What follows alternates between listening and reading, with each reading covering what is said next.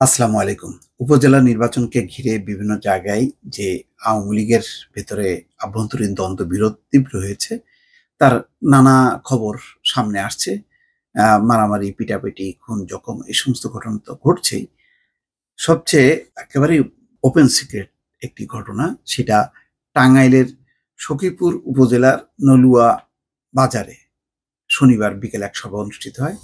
সেখানের যেই বক্তব্য আওয়ামী লীগ নেতাদের আভ্যন্তরীণ বিরোধের, তার উপর ভিত্তি করে একটি শিরোনাম সামনে এসছে। সেখানে বলা হচ্ছে, এমপিকে আওয়ামী লীগ নেতার হুমকি, আপনার জিহ্বা থাকবে না, ভালো হয়ে যান। সেটা হচ্ছে, টাঙ্গাইলে আওয়ামী লীগ নেতা আকরাম হোসেনের বিরুদ্ধে এমপি অনুপম শাহজাহান জয়কে হুমকি দেওয়ার অভিযোগ উঠেছে। অর্থাৎ আকরাম হোসেন এমন একটি বক্তব্য দিয়েছে যেটি রীতিমতো ভাইরাল হয়েছে। শনিবার বিকেলে সখীপুর উপজেলার নলুয়া বাজারে এক সভায় বক্তব্য দেন আকরাম হোসেন। সেখানে তিনি ওই হুমকি দেন। তার বক্তব্যের ভিডিও সামাজিক যোগাযোগ মাধ্যমে ছড়িয়ে পড়েছে। টাঙ্গাইল ৮ বাসাইল সখীপুর আসনে বর্তমান এমপি অনুপম শাহজাহানের সঙ্গে জেলা আওয়ামী লীগের সাধারণ সম্পাদক ও সাবেক এমপি জোয়াহেরুল ইসলামের দ্বন্দ্ব রয়েছে। এই দ্বন্দ্ব ধরে গত 25 এপ্রিল দুপক্ষের মধ্যে সংঘর্ষও হয়। এর প্রতিবাদে গতকাল নলুয়া বাজারে সভার আয়োজন করা হয়। এতে প্রধান অতিথি ছিলেন জোয়াহেরুল ইসলাম। অনুষ্ঠানে বক্তব্য দেন জেলা আওয়ামী লীগের সদস্য আকরাম হোসেন ওরফে কিসলু। সেখানে তিনি বলেন, এই সুসংগঠিত আওয়ামী লীগকে যারা দ্বিখণ্ডিত করার জন্য পায়তারা চালাচ্ছে, সে হচ্ছে আপনাদের এই এলাকার এমপি।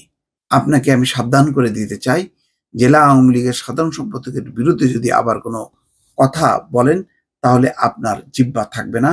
সবাইকে নিয়ে আপনার বিরুদ্ধে আন্দোলন গড়ে তোলা হবে। আপনি ভালো হয়ে যান। যাক, সেখানে অনেকেই স্বেচ্ছাসেবক লীগ, যুবলীগ অনেকেই বক্তব্য রেখেছে। মোট কথা, এখন এলাকায় এলাকায় এমপি আওয়ামী লীগ আর বাকিরা মিলে আর এক আওয়ামী লীগ, এইরকম একটি অবস্থা তৈরি হয়েছে। কোথাও কোথাও সেই আবার মানে এমপি বিহীন আওয়ামী লীগ 2 খণ্ড, 3 খণ্ড, 4 খণ্ড, তার খবরগুলো আসছে।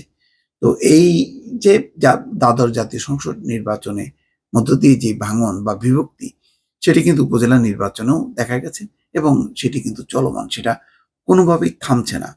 কেন্দ্র থেকে বলা হচ্ছে, চেষ্টা করা হচ্ছে, কিন্তু তারা আবার এখন পরিস্থিতি এমন যে তারা নিয়ন্ত্রণও করতে পারছে না। যদি নিয়ন্ত্রণ করতে যায় তাহলে আর ভোটার থাকছে না। প্রথম ধাপের যে নির্বাচনে সেই ভোটার উপস্থিতি খুবই হতাশাজনক।